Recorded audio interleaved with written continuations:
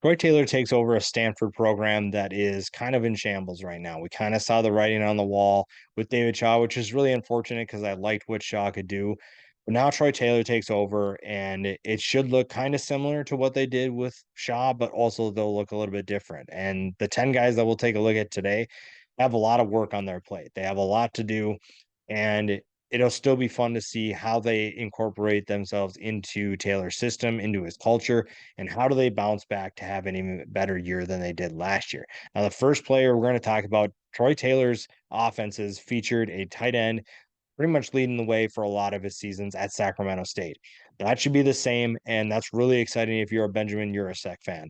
You look at 6'4", 242 pounds. He has the size that you want for a tight end, and maybe didn't have the best year with 445 yards, but he was second to all Pac-12 selection in 2022, and now he's back to have an even bigger year, depending on the quarterback situation. We're not going to talk about the quarterbacks today, but they are going to play a big role in this offense. They are going to play a role in determining the success of this team. And getting the ball to Urasek is going to be the easiest way to ensure some of that success. Now, another player that could have a major impact on this offense, that should have a major impact on this offense, is EJ Smith, this son of former Dallas Cowboy running back Emmitt Smith.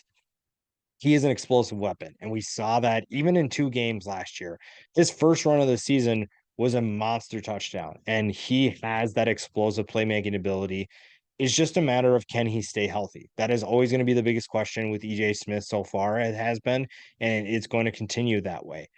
Can he be explosive? Because if he is explosive and can stay healthy, man, this offense opens up a lot of possibilities for everybody else because Smith is going to command a lot of attention. It's going to get back to those days where Stanford ran the football and everybody crowded the box and it didn't matter. That's going to open things up for the tight ends like it did in the past as well. So guys like Urasek will have big seasons if the rushing attack can do what it needs to do. And a lot of that hinges on EJ Smith staying healthy. But even if he's not, there is some talent around him. And the thing with Stanford is there's I think in the top 3 or 4 guys, there's a lot of exciting things about these guys. David Bailey is another one of those players. And the reason why I say that is that these guys, if you put them on other rosters, they would start and they would have a major impact. If Smith can stay healthy, he's in all conference, potential All American if he has an explosive year.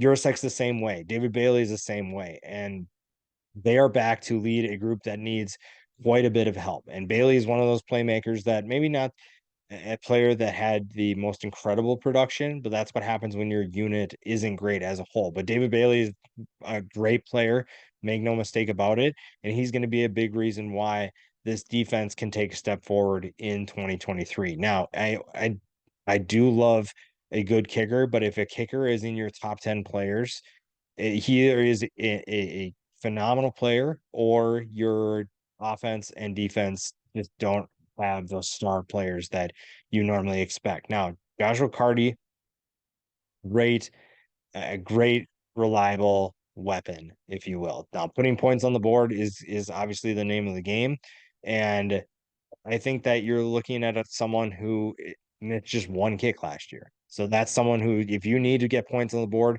you're going to send him out on the field and you're going to pretty much expect to get points. You're going to expect him to make the kick and you're not going to have too many concern about special teams.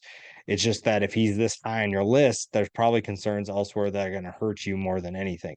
Now, we talked about depth before at running back, and Casey Filkins, it comes back for one more season. The senior is a reliable rusher for this offense. It's just a matter of can he be explosive? 3.9 yards per carry wasn't the most explosive. He did average 12.1 yards per catch.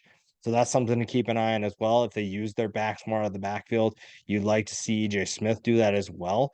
But Filkins is someone who can give a reliable presence to an offense that had some injuries and had to deal with that. And again, with quarterbacks going to being required to step up and needing to help this offense quite a bit, the rushing attack could play an even bigger role. Now, the offense has plenty of options in terms of the passing game. The wide receivers will be solid. It's just a matter of can they find enough chemistry or who's going to be the starter at quarterback. Now, John Humphreys is a big player, 6'5", 198 pounds. So while they have big tight ends, they also have some big receivers that can make plays downfield.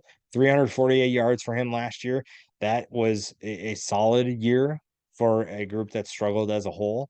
And it be even better in 2023. Again, a lot of that depends on what the quarterbacks do, but this offense has playmakers. It yields playmakers to these quarterbacks, whoever wins the job, to be able to make this offense better. And that's going to be a big thing. The offensive line needs to take a step forward. The quarterbacks need to take a step forward. But the skill position outside of quarterback, it feels like it's pretty set. It's pretty solid. Now, the defense feels like the defensive line, you could say the same thing. You know, Tobin Phillips comes back and he gives this defense a presence up the middle. Now, again, nature of the position, you're not going to fill up the box score. 3.5 tackles for loss, 2.5 sacks. He isn't the most productive player at the position in college football or for Stanford's defense, but he can get the job done. He can command a lot of attention. He can open things up for the guys behind him. And one of those guys that could benefit from that is GAETHAN BERNADEL, the FIU transfer, which I'm surprised for how bad FIU has done in the past few years that they've created a bunch of Power Five transfers. And Bernadel is just another one of those guys. 103 tackles last year for him, 8 tackles for loss. It'll be fun to see what he can do in a Power Five defense. Can he handle Power Five competition? And can he make plays like he did at FIU? It seems like he can, has the athleticism to play in space, and he's going to face a lot of talented offenses. So he's going to get plenty of opportunities to showcase his talent, to be able to show off what he can do. It's just a matter of, can he get acclimated to this level of play quick enough?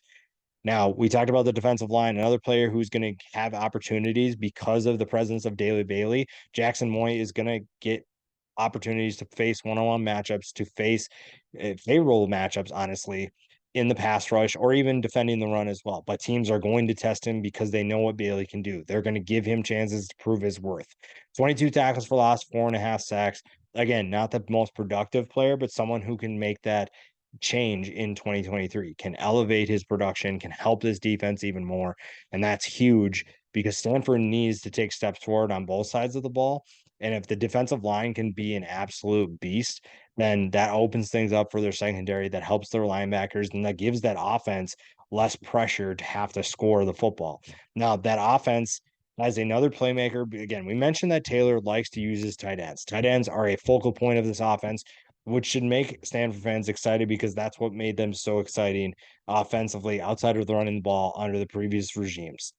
6'5", 242 pounds, Sam Roush has the opportunity to make an even bigger impact in 2023. Didn't have the craziest production, was sparsely used, but he has a chance to, with everybody focusing on Benjamin YUROSEK, guys like Roush get chances to make plays. You're going to see quarterbacks look his way because people know what YUROSEK can do. Defenses aren't going to just let him run all over them, and guys like Roush will be able to step up. There's a lot of the top group of players we talked about today. Everybody knows what he can do, but there's so many other positions that could step up and have a major impact. Stanford could be a much better team if they get a handful of guys to even take a slight step forward. Now, is that a bowl game? Don't know about that yet, but I think Troy Taylor has a lot of exciting things that he's bringing with him to Stanford, and I think that this team could be a much better team in 2023.